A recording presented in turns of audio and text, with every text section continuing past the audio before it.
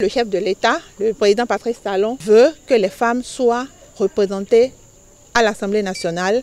Et quel est le mécanisme par lequel les femmes doivent y aller? Voilà la question centrale qui a fait l'objet de cette séance d'échange et d'information au profit de ces femmes UP Le Renouveau des arrondissements de Sé et de Zumbonou dans la commune de Huyogbe. Une rencontre organisée par la femme leader Gladys Tossou sous la houlette de la coordination communale de l'UP Le Renouveau de Huyogbe dirigée par Donald Alessis Sakako. Aujourd'hui, il est dit dans le code électoral, à son article 144, que à l'Assemblée nationale, il doit y avoir 109 députés. Et sur ces 109 députés, il doit y avoir obligatoirement 24 femmes députées élues dans chaque circonscription électorale. Et le poste de la femme revient au parti qui aura eu le plus grand nombre de suffrages. Ça, c'est un intérêt certain pour que les femmes puissent se positionner sur l'échiquier national. Cette rencontre fait suite à celle organisée par la coordination départementale de l'UP Le Renouveau du Mono pour expliquer les enjeux des prochaines joutes électorales aux femmes leaders de tous les arrondissements des 6 communes du Mono. L'idée, c'est de ratisser l'âge pour l'atteinte des objectifs fixés. La prochaine étape sera celle de Doutou de l'arrondissement de Huyogbe.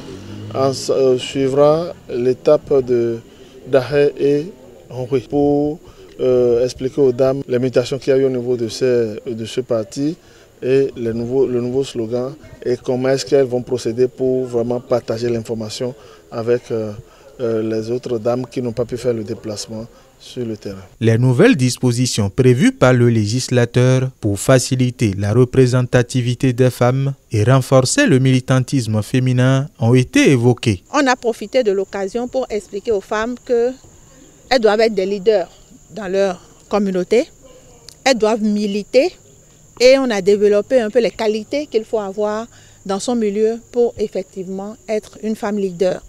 Nous avons besoin que les femmes se battent dans les arrondissements, dans les villages, dans toutes les contrées pour accompagner cette décision du gouvernement en place qui veut bien que les femmes puissent être représentées comme cela se doit à l'Assemblée nationale. Alors une femme qui adhère et qui croit à quelque chose, qui en parle à ses enfants, je crois que ça fait déjà plusieurs électeurs.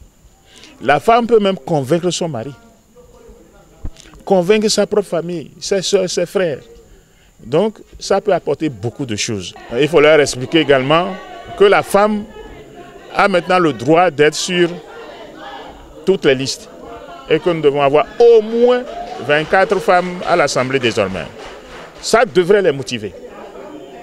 Et quand une de leurs sœurs, une des femmes qu'elles connaissent sera sur la liste, ça les motivera plus. La séance a permis aux femmes d'être bien informées sur la récente fusion entre l'Union progressiste et le Parti du renouveau démocratique. Ambassadrices accomplies, elles vont désormais aller à l'assaut des indécis de leurs localités respectives pour les ramener à l'ombre du baobab. La femme ne trahit pas comme nous les hommes. Il faut amener les électeurs à choisir en toute connaissance de cause.